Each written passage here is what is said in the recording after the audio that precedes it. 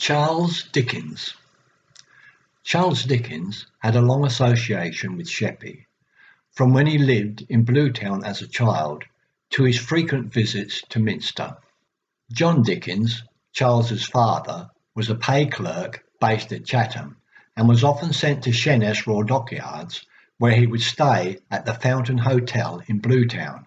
In 1817, John Dickens was posted to Sheerness Dockyard and found accommodation on Bluetown High Street for himself and his family next door to a theatre.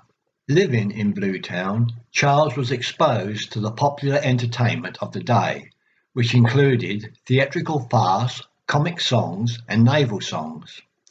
In the evening, the Dickens family could hear the music and songs from the theatre next door and would often join in the choruses of God Save the King and Britannia Rule the Waves. Living in Bluetown would have a profound effect on Charles's young mind.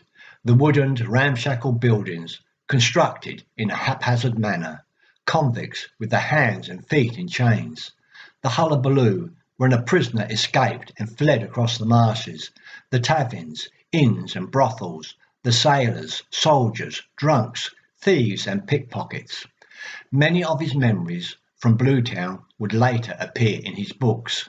Sadly, Charles Dickens' house was situated on the north side of Bluetown High Street on government land and was knocked down to make way for the new dockyard wall.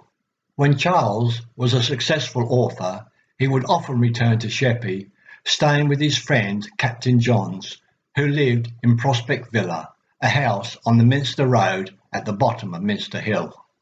Charles Dickens was fascinated by Minster Abbey, which he visited often.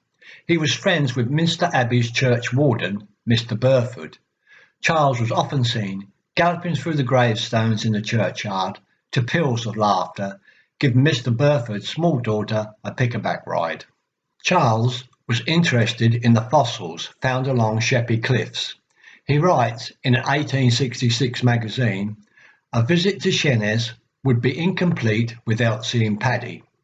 Paddy Hayes collected fossils found at the foot of Sheppey cliffs, some of which are now in the British Museum. Charles would remember Sheppey well, with many of the narratives in his novels closely resembling the characters, locations and atmosphere he encountered while living here.